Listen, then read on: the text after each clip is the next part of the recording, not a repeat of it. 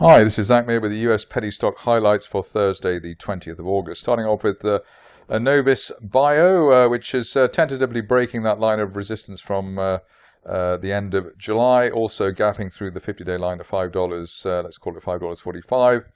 End of day close above that level, and the 50-day line could be enough to take the shares up to the top of that rising trend channel from March through $7, hopefully as soon as the next 2 to 4 weeks. If we get off the ground, if you're cautious, I suppose wait for a clearance of the $6 area, which has been initial August resistance. Stop loss on the bull argument back below $5.10, so not too much risk on that particular technical setup.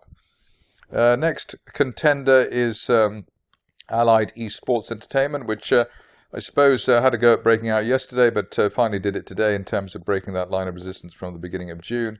That's running around the $1.85 level, and while we're above that on an end-of-day close basis, we're looking for higher numbers. 243 is the 200-day moving average, but the best-case scenario here by the end of next month would be a move up to $4.50, which hopefully would basically retest the late May, early June resistance that the shares achieved. This stage only back below, I suppose, the recent swing low $1.35, really killing the idea of a bullish development there. On to a stock which has an interesting name. Here we've got Concrete Pumping Holdings. I suppose it does what it says on the tin, but here we've had a nice rebound, slingshot type rebound off the 50-day moving average around the $3.70 level. While we're above that, we're looking for higher prices. If you're cautious on the stock, maybe wait for recent resistance at $4.24 to be broken on an end-of-day close basis, but it looks as though the shares are on their way. Quite a sharp move up today, opening at the low and so far near the high of the session.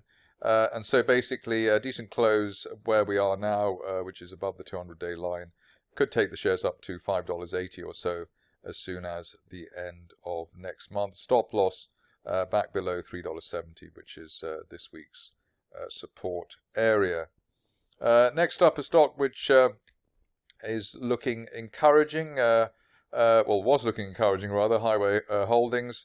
Broke back below, I suppose, that neckline resistance there from July, finding support there now at this uptrend line from June, and that's around the $2.70 level, just above the 50-day moving average. So while we're above the 50-day line, looking for a potential rebound in the stock to take it back up towards the top of that channel that I've drawn from February as high as $4 plus. If you're cautious on the stock, maybe wait for an end-of-day close back above $3, that old neckline resistance, before considering the shares a potential buy opportunity. Next up, we've got a stock which I haven't looked at before, which is, as I said, normally a good thing for these situations. Here we broke a neckline resistance. That's running around the $2.70 level, and an end-of-day close above that, and ideally an end-of-day close back above the 200-day moving average at $2.80 could open up the prospect of a move to that March resistance line projection, currently pointing at $3.73, and a target we would be looking to be hit by the end of next month.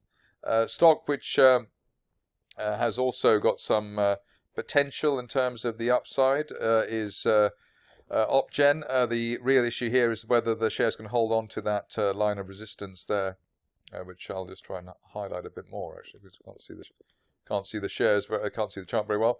That line of resistance, which has now become new support around $2.90, that was resistance in April, and basically above that on an end-of-day close basis, or $2.80 actually, while we're above that on an end-of-day close basis, the potential for retesting the early August peak at $4.46 and post-March resistance really towards $4.50 is still on the cards. Stock which has also been rather volatile of late is Universal Security Instruments. Here everything depends on really this $1.80 area. While we're above $1.85, which is that support line zone, and yesterday's low, on an end-of-day close basis, there's a potential of rebounding and retesting the $3.50 area. Otherwise, you might have to have a deeper dive back down towards the 50-day moving average at 145, at which point maybe people who are looking for a more attractive risk reward might take the plunge. Last stock of the day coming up, another new face for us, and here we've got Westwater, which is looking, I suppose, classically good. Broken a triangle, also breaking the 50-day moving average at $2.29. An end-of-day close above that today should be enough to give us another retest of the $3 area. We're looking for $4, which is the top of the rising trend channel from January. And at this stage, everybody back below the 200-day line at $2, really delaying the upside scenario. So even if we don't get the end-of-day close today above the 50-day line, plenty of wiggle room between $2 and $2.30 as far as the stock consolidating and then heading higher. That's it for me today. More updates tomorrow.